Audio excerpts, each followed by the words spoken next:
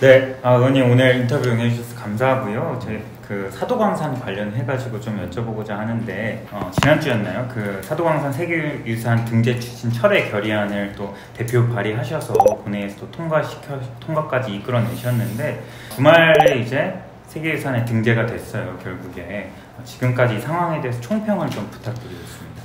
그러니까 2024년 7월 27일 제46차 세계유산위원회가 인도의 뉴델리에서 열렸는데 일본의 사도광산이 18년 만에 유네스코 세계유산으로 등재 결정이 됐습니다. 근데 이에 대해서 정말 심한 분노를 느끼고 또 대한민국 정부의 처사에 대해서 정말 유감을 표한다 이렇게 말씀을 드리겠어요.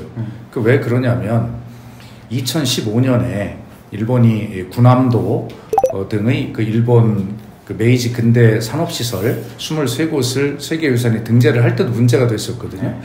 핵심은 뭐냐면 우리 조선인들이 강제 동원되었다. 그리고 강제 노역을 했다. 라고 하는 것인데 일본은 자기들이 자랑하고 싶은 것만 이야기하지 그럼 부끄러운 역사를 숨기고 있는 것 아닙니까?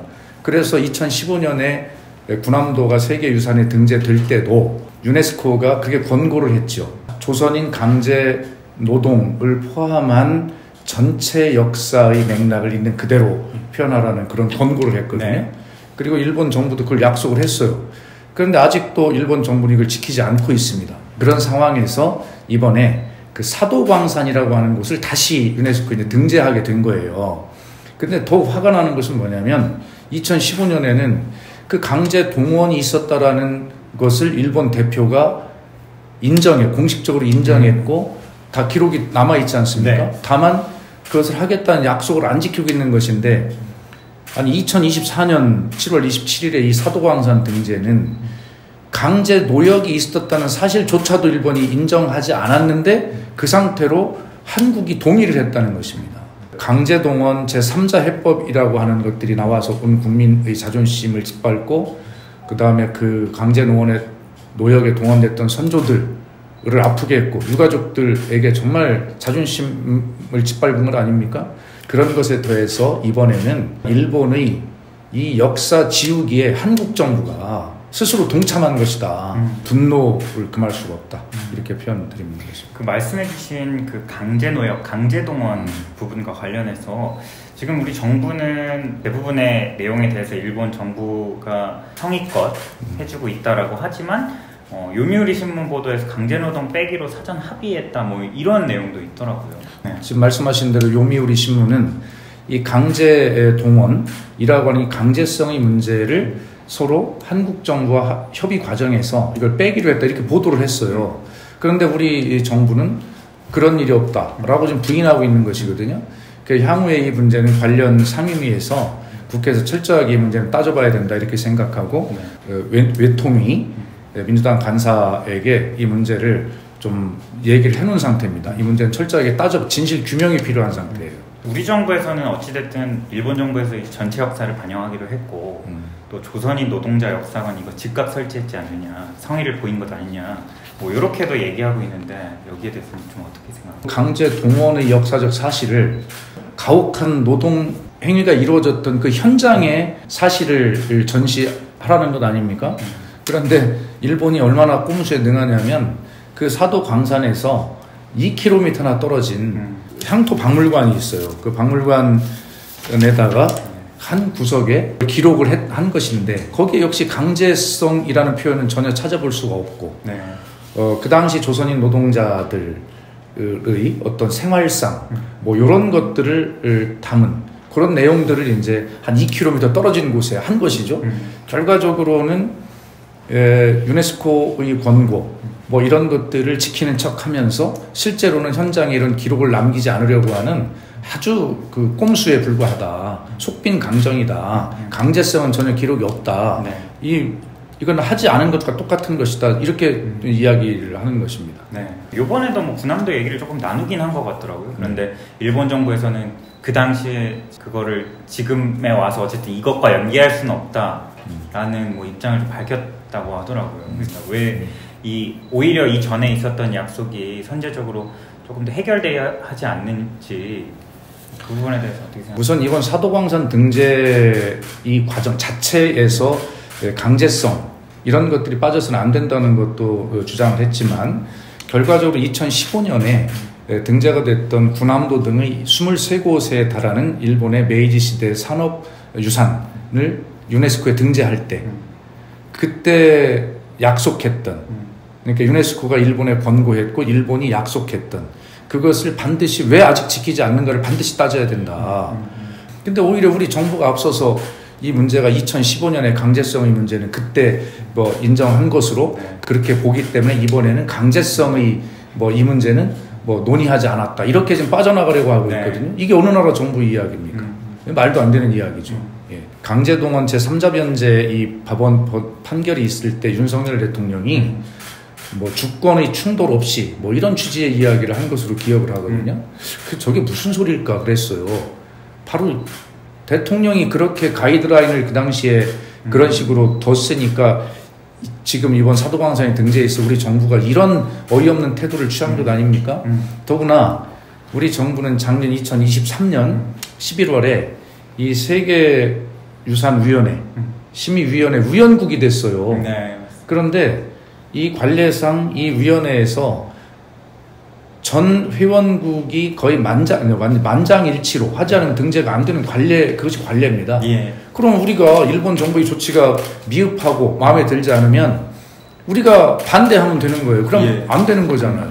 근데 우리가 유산위원회 심의국이 되었는데 거기에 표결 없이 다시 말해 우리 정부의 동의로 이것이 만장일치로 통과됐다. 네. 이게 도대체 무슨 소리입니까? 이것이 주권이 충돌할 일입니까? 역사를 기록하지 않는 게 일본의 주권입니까?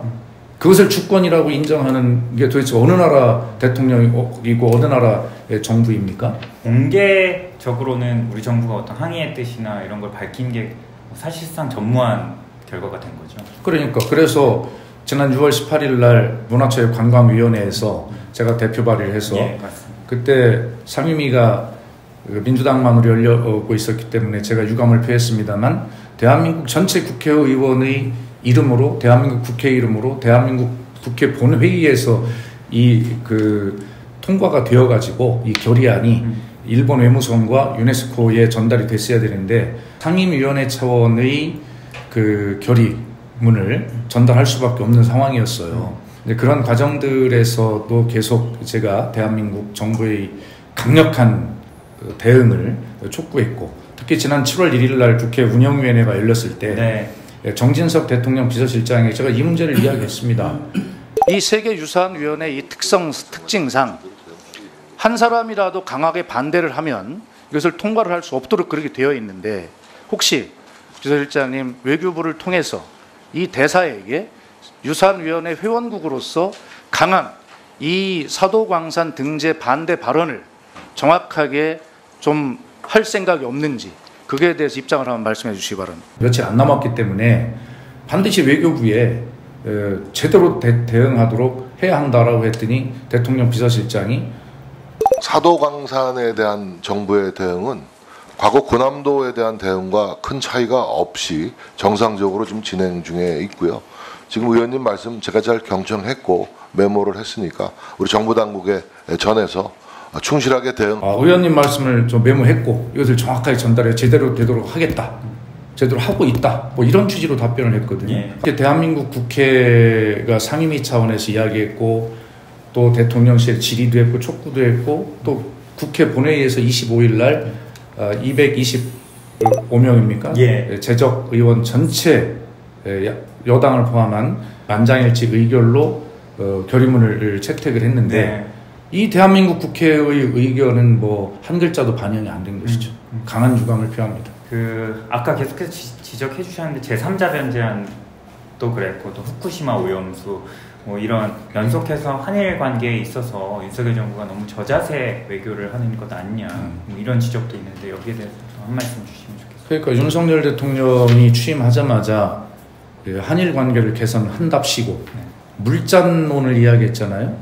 물잔에 우리가 먼저 반잔을 채우면 일본이 반잔을 나머지를 채울 것이다. 근데 우리가 채워줬던 반잔의 물은 어디 갔습니까? 일본이 그걸 홀딱 마셔버리고 지금 빈잔을 또 내놓고 물을 또 채우라고 하는 격이지 않습니까? 아무리 우리 정부가 선의로 한다고 하더라도 상대가 선의가 없는데 어떻게 이것이 관계가 개선이 되겠습니까? 역사를 어영부영 명확한 해결 없이 일부 언론에서 외교의 실패라고 하는데 이건 외교의 실패가 아니에요.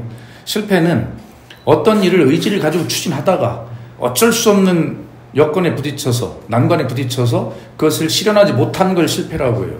그러나 이 문제는 어떻습니까? 애초부터 이 문제는 아예 일본의 뜻대로 해주려고 작심한 거예요. 우리가 한국 정부의 대1 외교 정책은 원래 투 트랙입니다.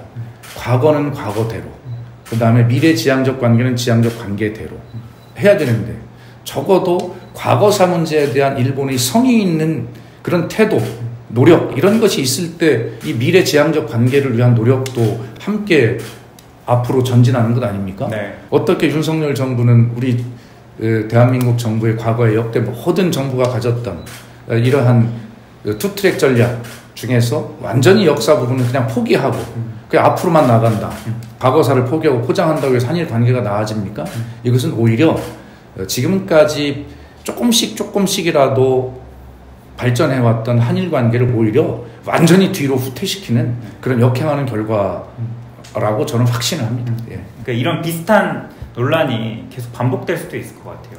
또 사도광산을 처음에 등재하려고 할 때 일본은 우리 한국인, 조선인 등의 강제 동원의 이 부끄러운 역사를 빼기 위해서 제2차 세계대전 부분, 이 부분은 제외하고 17세기, 18세기의 에도 시대로만 한정한다. 네. 라고 하는 이런 꼼수를 들고 나왔어요. 자기들이 부끄러운 모습은 가리고 자기들에게 유리한 것만 그것이 뭐 인류의 자산이라고 이렇게 포장하고 싶어 하는 사람들이에요. 네. 역사적 관점이라고 하는 건 전혀 없는 것이죠.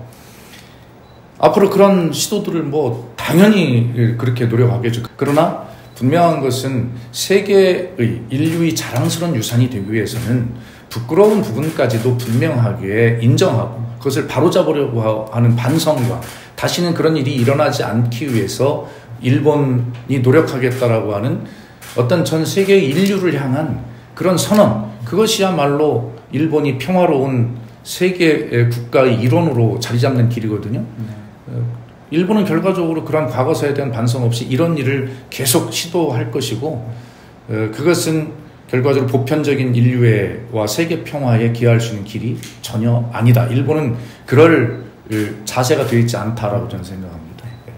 혹시 앞으로 뭐 결의안 또 대표 발의하신 것처럼 앞으로 이 문제 관련해서 또 뭔가 대응해 나가실 뭐 계획이 또 갖고 계신 혹시 특별히 있으시다면? 예, 우선 이 문제는 일본이 2015년부터 약속했던 그런 문제들을 명확히 지키도록 이행하도록 계속 강한 압박을 해야 하고요. 국민과 함께 해야 할 것입니다. 그리고 국회가 이번 사도광산 등재 과정에서 문체위는 문체위대로, 외통위는 외통위대로 네. 열어서 지금 아까 질문하신 대로 왜 이것이 강제성에 대한 합의가 있었는지 없었는지, 왜 양쪽의 이야기가 다른지 이런 문제를 진상규명을 철저히 하나씩 해가는 과정, 이런 과정들을 국회에서 해야 할 거라고 생각합니다. 진상규명할 부분들이 있네요. 그렇습니다. 예. 감사합니다, 의원님. 예. 오늘 이렇게 찾아주셔서 감사합니다. 예.